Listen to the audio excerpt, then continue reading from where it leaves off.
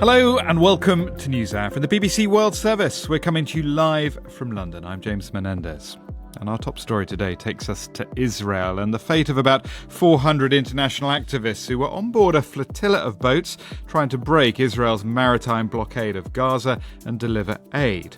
They were intercepted by the Israeli Navy in international waters not far from Cyprus, and eventually all those on board were taken to the port of Ashdod, where they were to await deportation, but not before an international row broke out over their treatment at the hands of the authorities and the minister in charge, the National Security Minister Itamar Ben-Gvir of the far-right Jewish Power Party, part of Israel's governing coalition. They came with much pride as big heroes. Look, see how they look now. Look at how they look now. Not heroes and not anything. Terror supporters. I tell Prime Minister Netanyahu, give them to me for much more time. Give them to us for the terrorist prisons. This is how it should look. Well, in that video that Mr. Ben-Gvir himself posted on social media, he's seen at a detention facility encouraging the security guards as they push a female activist chanting "Free Palestine" to the ground. He also then waves a large Israeli flag in front of dozens of activists kneeling with their hands tied behind their backs, telling them, "Welcome to Israel. We are the masters." Well, the video has prompted widespread criticism internationally and within Israel. Let's speak to our correspondent Amir Nada, who's in Jerusalem. And Amir, we'll get on to the criticism in a moment because there's been a development in terms of what's happened to the activists and their deportations. Just bring us up to date. Well, that's right. We've just had a confirmation from the Israeli Foreign Ministry that the roughly 430 activists who were detained and were seen in that shocking video, they have been deported from Israel. We understand the majority left on 2 or 3 Turkish planes, so they'll go first to Turkey and then onwards to their various countries. The activists were coming from around 45 different countries, so there are many activists from Europe and elsewhere. And then the other latest bit of information we've been getting is from a legal team who were from an Israeli NGO but were representing some of those activists who were detained, and they managed to see about 200 of the activists during the detention and said it was some of the hardest and harshest treatment they've ever seen of these detentions of compared to previous flotillas that have reached Israel. They said they had seen systematic and severe violence. One doctor who was with them reported numerous cases of broken ribs, and there were 3 individuals who were hospitalized. So what we're hearing there actually goes much beyond the treatment that we've seen in the video and the humiliation in the video, but actually real serious allegations of physical violence too. But it was that video that brought about the first international criticism. I think more than 20 countries have condemned it. I mean, what form has that taken? That's right, and you've seen a number of European countries summoning the Israeli ambassadors in their country, asking for an explanation, condemning what was seen in those videos. You've had the Italian foreign minister calling on the EU to sanction Ben-Gvir, this hardline minister.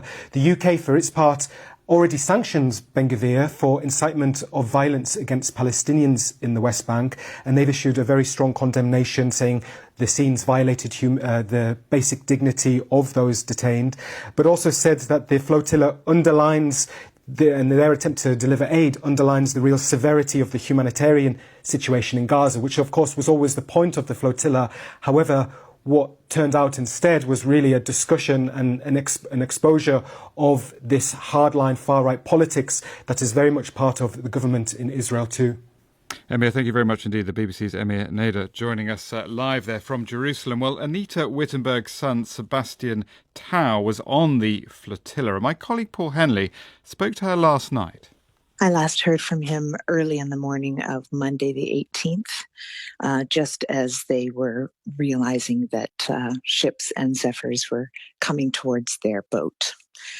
And then their internet went out, and I did not hear anything again, and I did not see his ship being boarded on the live stream of the global Sumud flotilla. So that's the last time I heard from him. And he knew that he was going to be captured. Apparently, he sent you a last message before it went dead, didn't he? Yes, he did. He did. And what the message just said, what? I love you. It said, I love you. Right. And do you know what's happened to him now? As of today, I know that he was on a ship, and I know that he was at a port of Ashdod. And as today, I have been given the information that he will be transferred by 2.5 hour bus to a detention center that I cannot pronounce, but I assume it's a prison in the desert.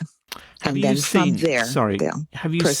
the video posted online by the security minister in Israel? Thank you. I only saw part of it. I found it difficult to watch. The organization did contact me early this morning to let me know that it would be put out, and so I've only looked at it selectively. What do you think of it? What you saw? I'm not surprised. I'm not surprised by the brutality of this regime. That is why my son, who is a 24-year-old recent university graduate with a heart for justice, decided to go and to use his body to defend and to say that I want to bring aid to the people of Gaza who are suffering. Did he think he would? I'm not surprised. Did he think he would make it to Gaza, or did he expect to be taken into captivity earlier than that? He was very hopeful that they would make it to Gaza. Very, very hopeful of that. Of course, he knows the past flotillas. He knows the history. But, yet all the way along, his messages were always of high spirits and hopefulness, because hope keeps us going. What sort of effect has this had on you emotionally? Well, obviously, I'm upset, but I'm more angry than anything. I'm angry at that these 428, 30 people have been, captured, unarmed people from all over the world bringing humanitarian aid, that they've been captured in the 250 miles from Gaza in the broad daylight. And I watched it. And so I think I'm more angry than anything. I hope and pray that he is safe and that he will be unharmed. But I knew the risks too, because I support him and his heart for justice. Anita Wittenberg speaking last night. Well, Itamar Ben-Gvir, the security minister, his actions also drew rare criticism from the Israeli Prime Minister Benjamin Netanyahu, who described them as being not in line with Israel's values. Well, Fleur Hassan Nahum is a member of Benjamin Netanyahu's Likud party. She's a former deputy mayor of Jerusalem and now a special trade envoy for Israel. What did she think of the video when she saw it? I was disgusted, quite frankly. It's political electioneering by a minister that unfortunately doesn't understand the consequences, or maybe he does understand the consequences and he doesn't care. It's very sad when you have people putting their own electoral interest before the interests of the country. The policy of the state of Israel is not to act in that way. The Prime Minister has come out against it. The Foreign Minister has come out against it. And it makes our job very difficult. We've been fighting a narrative warfare for 2.5 years, and this man comes and puts a grenade in the middle of all our efforts.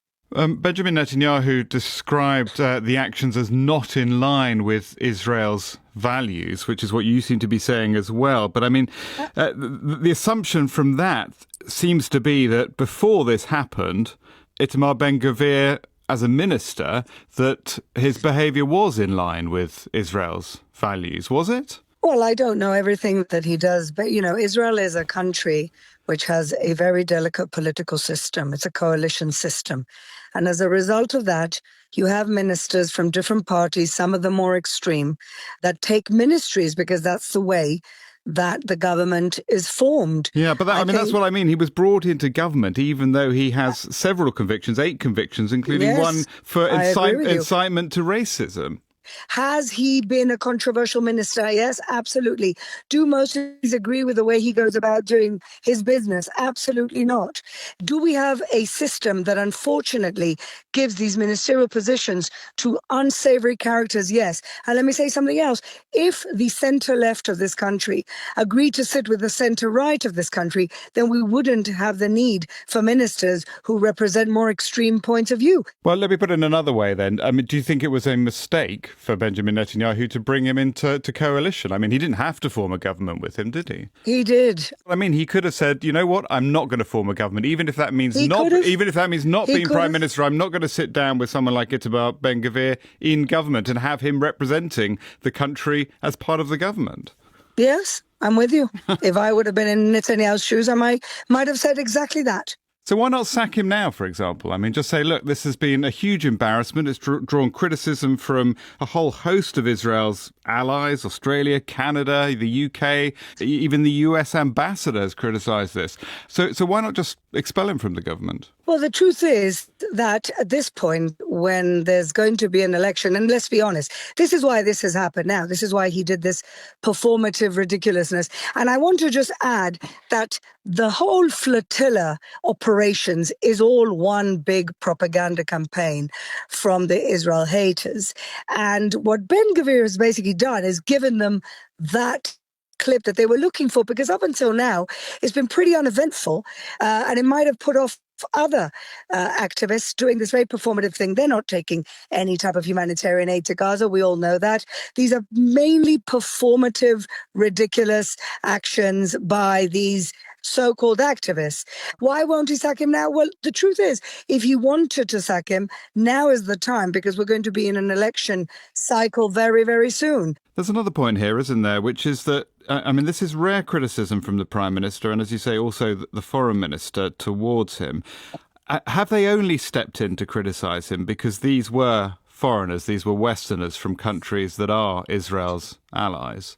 I think that they condemned it because it was so outrageous and it's not in line with what we've done up until now.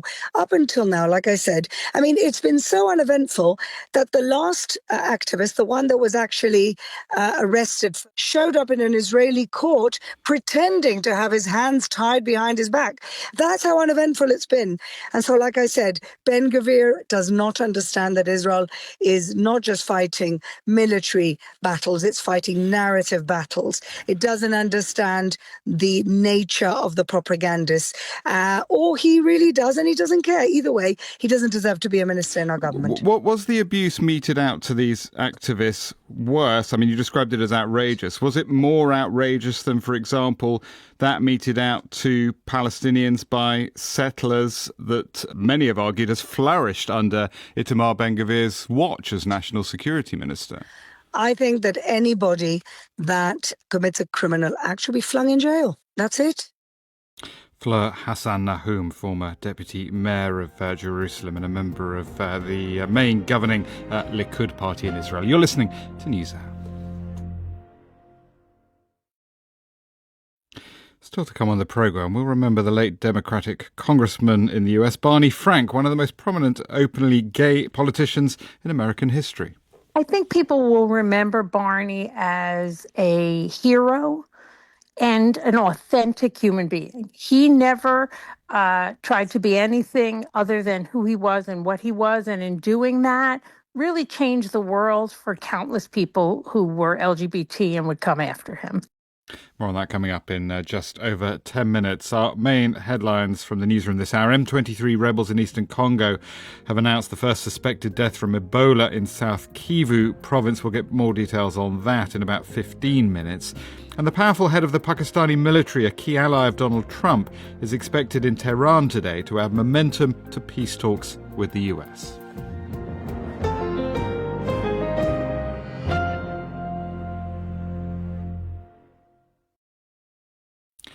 This is James Menendez with NewsHour live from the BBC. Let's head to Nigeria now, where entire coastal communities are being swallowed up by the Atlantic Ocean as global warming causes sea levels to rise and surges to intensify.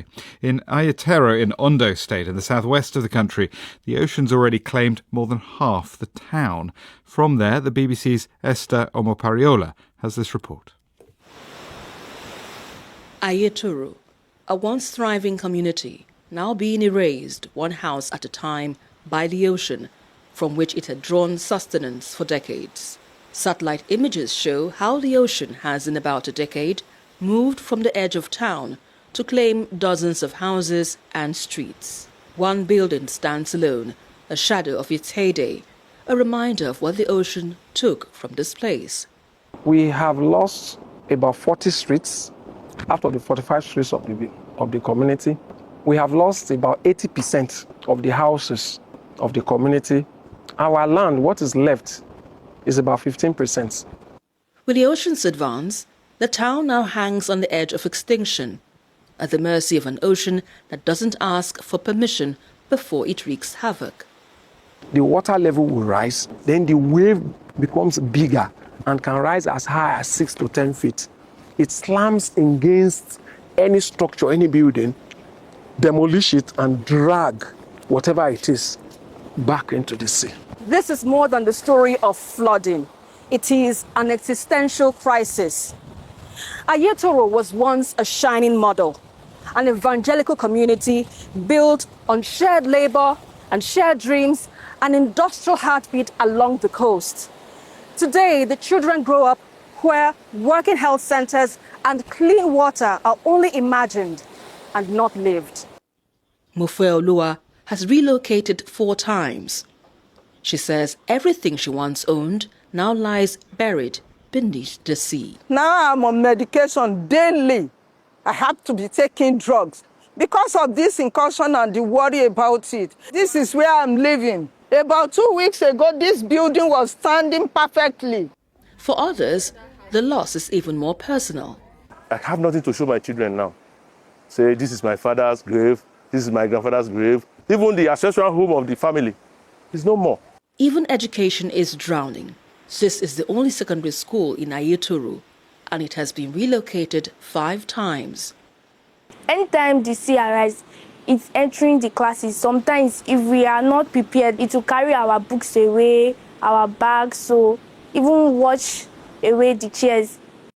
Niger Delta Development Commission, tasked with developing communities like Ayetoro, awarded a multi-billion naira contract for shoreline protection in Ayetoro in 2004 and re-awarded it in 2009. 22 years later, residents say nothing was built. In 2023, Nigeria's Senate investigated the contracts over concerns about non-delivery. NDDC didn't provide answers to BBC's inquiries. State officials say help is on the way. The BBC's Esther Omopariola reporting there from southwest Nigeria. Now, our ability to look into space and see what's out there has improved immeasurably over the past 3 decades. The Hubble telescope was a big step forward, but now NASA is set to launch a new space telescope that it says will be able to capture images of vast tracts of the universe and potentially unlock more of its secrets. And it's called Roman, after one of the architects of the Hubble program, Nancy Grace Roman.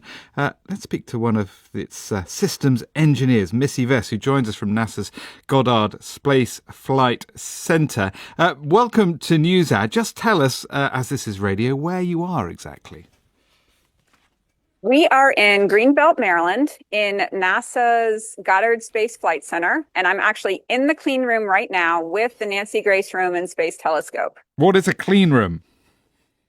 The clean room is where we build up and do a lot of the testing for the observatory. And since this is an optical mission, it's very important to keep it as clean as possible.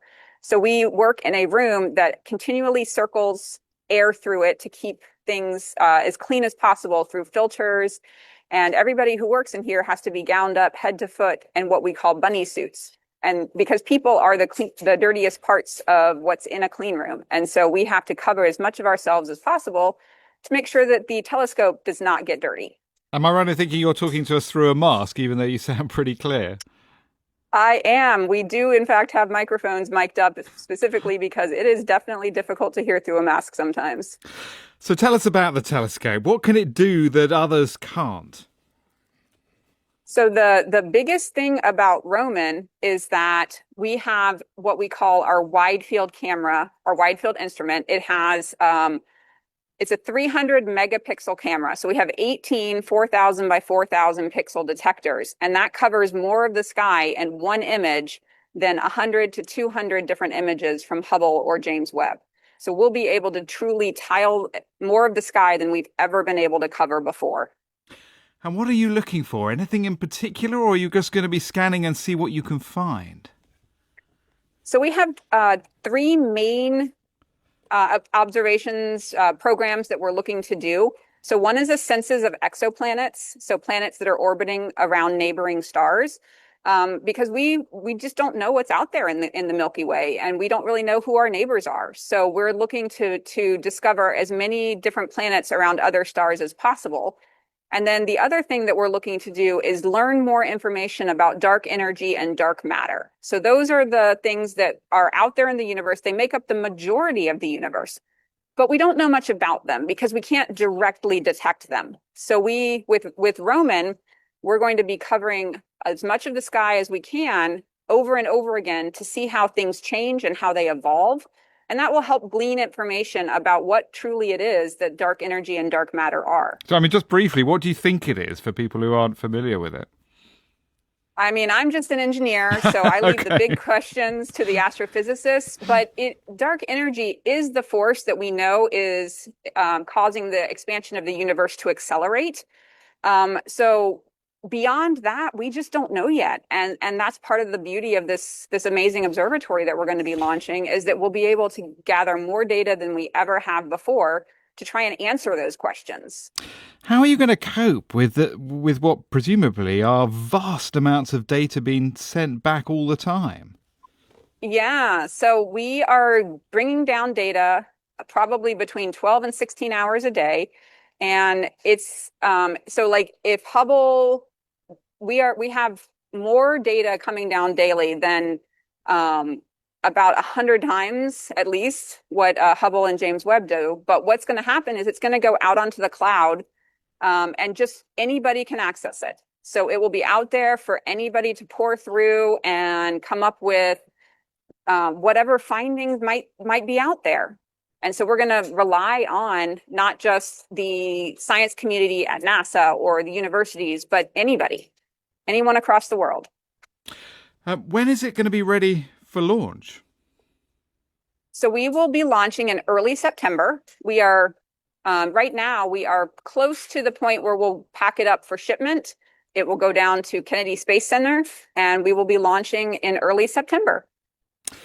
The best of luck with it. Missy, thank you very much indeed for joining us. That was Missy Vess, systems engineer for that new Roman telescope, speaking to us from NASA's Goddard Space Flight Center. You're listening to News Hour. Do stay with us. Lots more coming up in the second half of the programme. Do stay with us.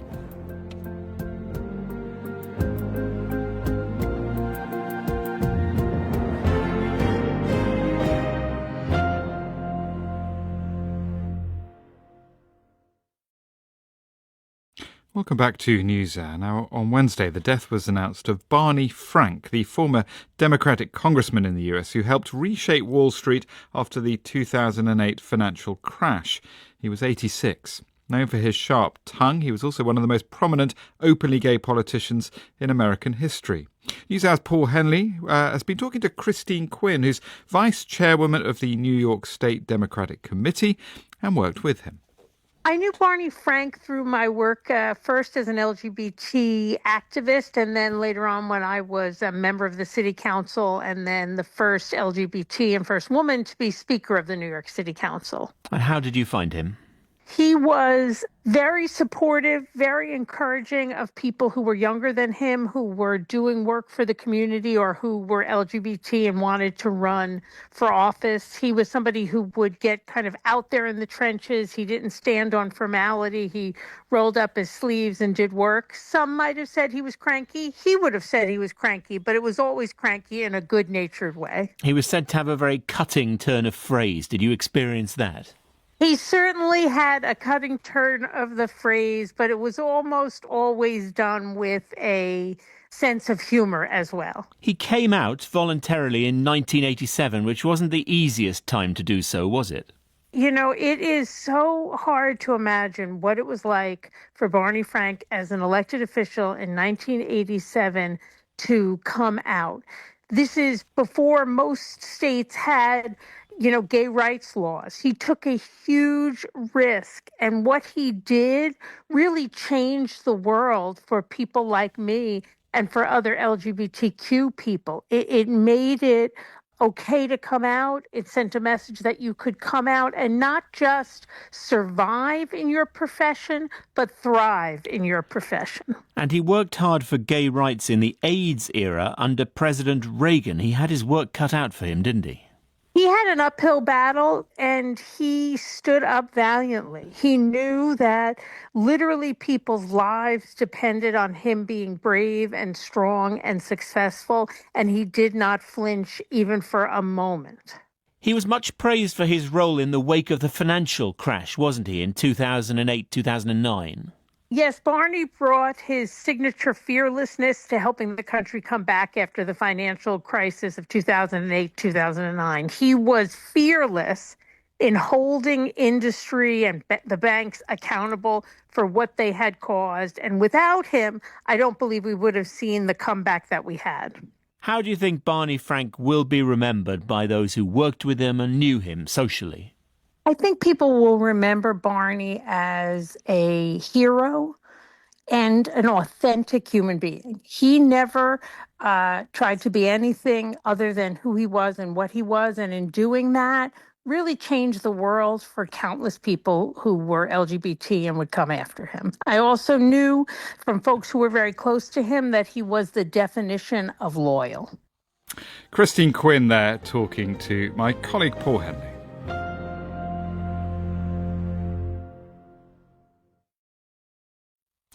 This is the BBC World Service in London. You're listening to NewsHour and I'm James Menendez. The Ebola outbreak in the Democratic Republic of Congo has taken a dangerous new turn, with the first suspected death being reported in rebel-held territory in South Kivu province. Now, that's hundreds of kilometres from the outbreak's epicentre in Ituri to the north.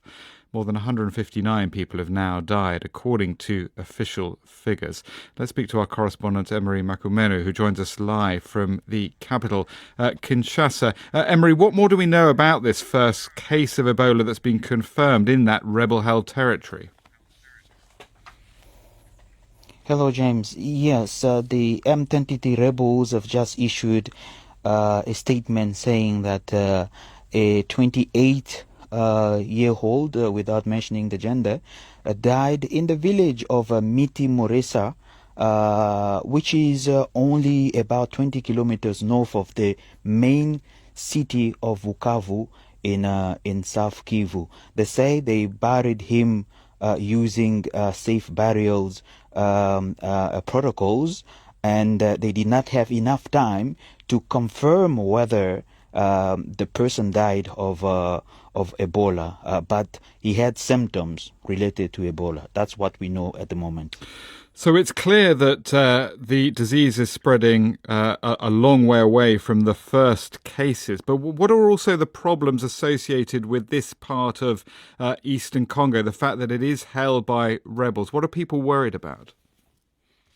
Well, South Kivu, together with North Kivu and the epicenter in Ituri, all have the same problem of armed groups, a myriad of armed groups operating in control of gold mining sites.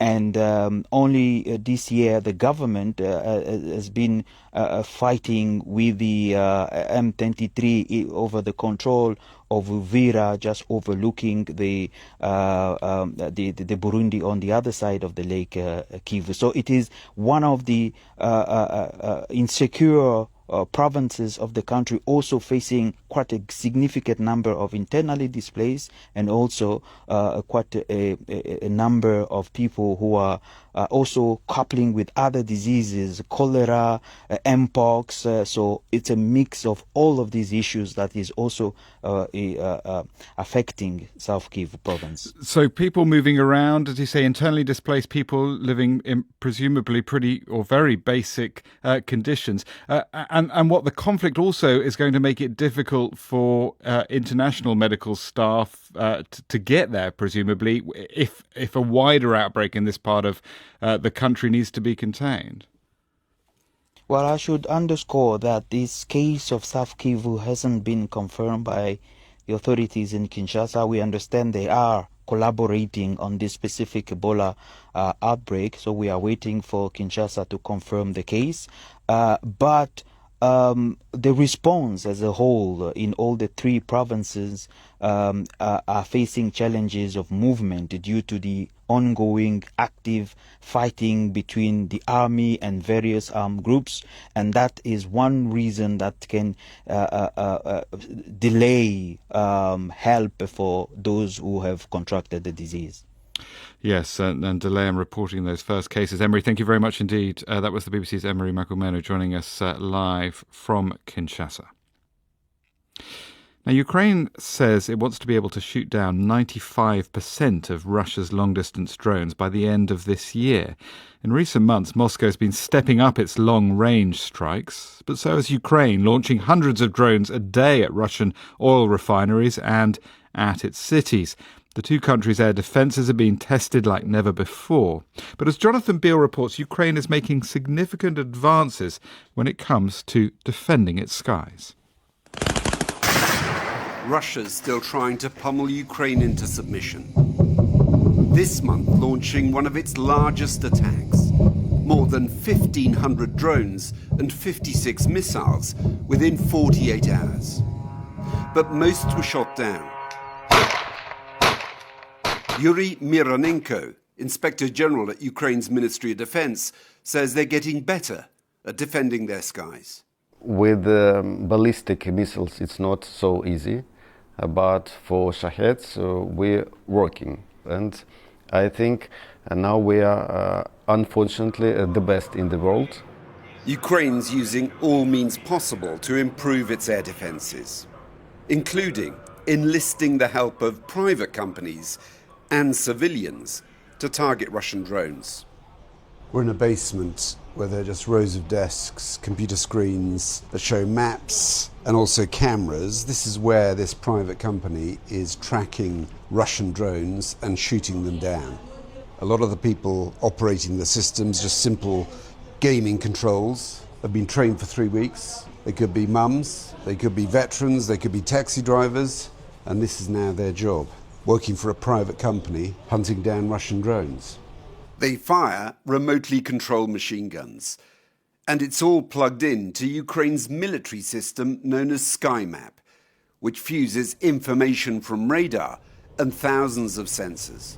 On the map we can see a drone approaching one of the mobile automatic guns they've got trained on the horizon, waiting to see if it comes within range. It's not complicated, it's very simple. It's controlled just like a computer game, like you'd play on a phone, an Xbox or PlayStation. Anyone can control it. Ruslan's the head of Karmin Sky. We are fully integrated into the military system. This isn't the Wild West. We follow the instructions and the commands of the military. Embracing innovation and technologies, giving Ukraine an edge. And this is the weapon, more than any other, that's transformed its ability to take down Russian drones. In March alone, these kinds of interceptors destroyed more than 30,000 Russian drones. But there are gaps in Ukraine's air defences. Near the city of Kherson, small FPV drones, still the cause of most casualties, continue to strike fear on the front line. Drone! Hide. The simple rifle, this Ukraine Marine unit's last line of defense.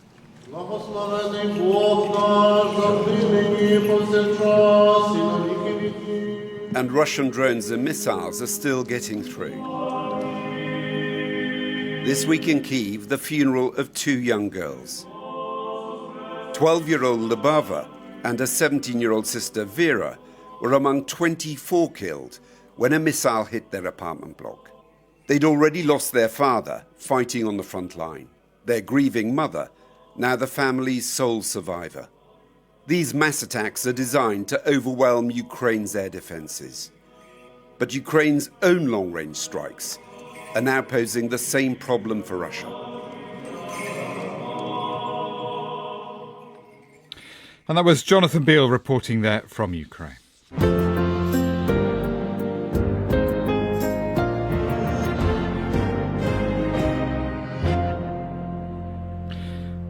To the Philippines now, the latest twist in the search for a missing senator wanted by the International Criminal Court. Last week, Ronald de la Rosa was holed up inside the Senate building trying to evade arrest after the ICC issued its warrant. As we reported at the time, there were some shots fired as the security forces moved in, but he disappeared. Well, now the country's Justice Department has issued its own arrest warrant.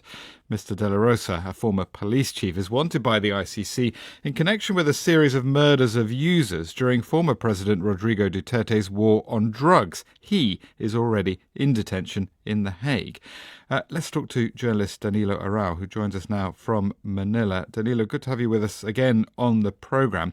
Any clues at this stage as to Mr. De La Rosa's whereabouts?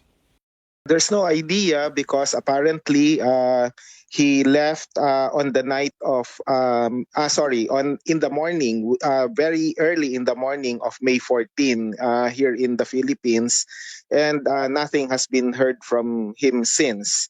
The rumor is that he's still in Metro Manila, but there are still other versions of the story that he's already in Mindanao, which is the southern part of the Philippines. Okay. How did he escape the Senate building? Yeah, how did he escape? No one knows, but based on the initial information, he was helped by a fellow senator to leave at around 2:30 in the morning. And even the Senate president, the newly installed Senate president, ended up protecting him, even saying and clarifying and gaslighting to the media that he did not escape and that he was free to go. The mental gymnastics here in the Philippines is quite outstanding based on the circus at the Philippine Senate. It's the assumption also that as a former police chief, he still has, friends in the police and they may be helping him too. Yes, most definitely. There are friends of De La Rosa in the police because he used to be the chief of the Philippine National Police before he became a senator. So that's why even the National Bureau of Investigation had to step in to serve the arrest warrant from the International Criminal Court.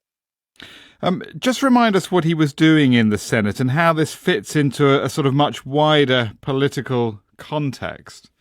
He was there at the Senate on May 11 after about 6 months of hiding because there was the impeachment complaint has been passed in the House of Representatives, and there was already the transmission of the articles of impeachment within that week. There was a need for them to reorganize the Senate leadership so that right now the new Senate president is much more of an ally for the vice president who was impeached. Her name is Sara Duterte. So it's safe to say that De La Rosa, along with the new majority in the Philippine Senate, these are all allies of Vice President Sara Duterte, who was recently impeached. That was Danilo Arau, a journalist speaking to us from the Philippines, from the capital Manila, about the search for that missing Senator Ronald De La Rosa. You're listening to NewsHour from the BBC World Service.